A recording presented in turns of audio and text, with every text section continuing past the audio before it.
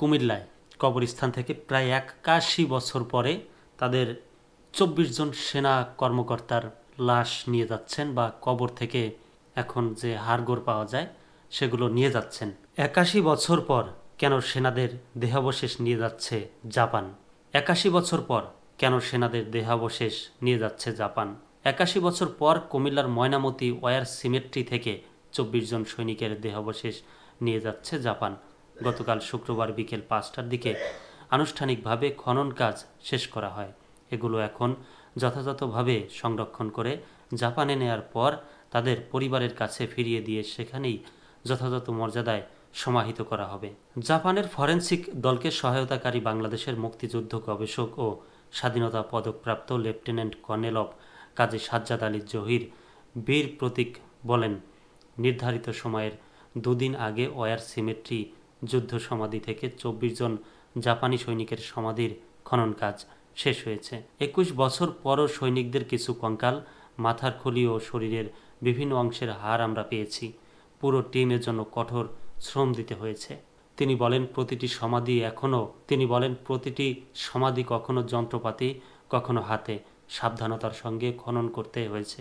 বিভিন্ন দেশে ৬০ থেকে ৬৫ বছরের রেকর্ড থাকলেও আমার মনে হয় এরাই প্রথম দীর্ঘ এত বছর পর আমরা সমাধি খনন করে সৈনিকদের কিছু হাড় পেয়েছি। ২৪টি সমাধির মধ্যে ২৩টিতেই সৈনিকদের দেহাবশেষের বিভিন্ন অংশ মিলেছে, তবে একটি সমাধি থেকে কোনো আলামত মেলেনি। তিনি আরও বলেন, ধারণা করা হচ্ছে যে সমাধিতে কোনো আলামত মেলেনি। ওই সৈনিকের বয়স খুব কম ছিল। ৩ জনের সমাধিতে যতটুকু দেহাবশেষের আলামত মিলেছে, আশা করি জাপানে নিয়ে গিয়ে ফরেনসিক টিম পরীক্ষাগারে ইতিবাচক ফল পাবে। ঢাকা বিশ্ববিদ্যালয়ের জাপান ইন্ডাস্ট্রিজ বিভাগের অধ্যাপক আবদুল্লাহ আল মামুন বলেছেন, দ্বিতীয় বিশ্বযুদ্ধের কয়েক বছর পর ৫০-এর দশক থেকেই ওই যুদ্ধের সময় বিশ্বজুড়ে নিখোঁজ জাপানি সৈন্যদের খুঁজে নিজ দেশে ফিরিয়ে নেয়ার দাবি উঠতে থাকে।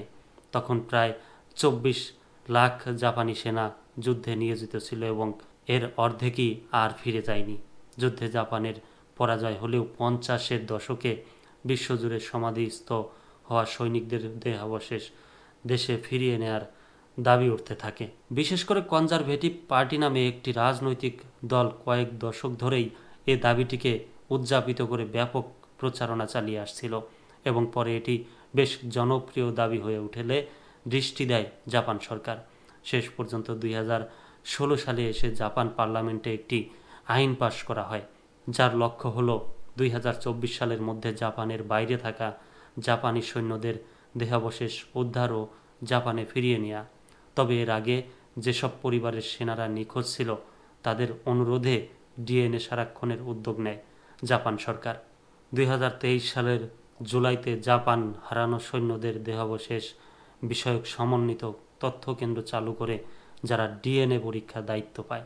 এর আগে ১৯৪৩ সালে প্যাসিফিক অঞ্চলে মারাত্মক বিপর্যয়ের পর সামরিক বাহিনী নিহতদের পরিবারের শুধু পাথর ভর্তি বাক্স পাঠিয়েছিল, যার অর্থ তাদের পরিবারের সদস্য সৈনিক মারা গেছে। তখন আর কোনো তথ্য পরিবারগুলোকে দেওয়া হয়নি। পরে ১৯৫২ সালে জাপান একটি দল পাঠালেও এশীয় দেশগুলো তাতে সাড়া দেয়নি, কারণ এসব দেশ জাপানি আগ্রাসনের শিকার হয়েছিল। অনেক বড় খবর, এত বড় খবর আসলে পড়তে চাই না, বিশাল ইতিহাস। এতটুকুন বুঝলাম যে জাপানের সারা দেশে বিশ্বযুদ্ধ, হয়তোবা দ্বিতীয় বিশ্বযুদ্ধের সময় তাদের যে সৈন্য সামর্থ্য বিভিন্ন দেশে, পৃথিবীর বিভিন্ন দেশে যে মৃত্যুবরণ করেছিল, সেই সবই মরা দেহ বা ধ্বংসাবশেষ বলে সেই সবই সৈনিকের দেহাবশেষ তারা ফিরিয়ে নিয়ে যাচ্ছে ডিএনএ টেস্টের মাধ্যমে, বা ফিরিয়ে নিয়ে তারা ডিএনএ টেস্ট করছে, কখনো হাতের মাধ্যমে, কখনো যন্ত্রাংশের মাধ্যমে এসব কবর খুঁড়ে তারপর তারা তাদের এসব কাজ সম্পন্ন করছেন।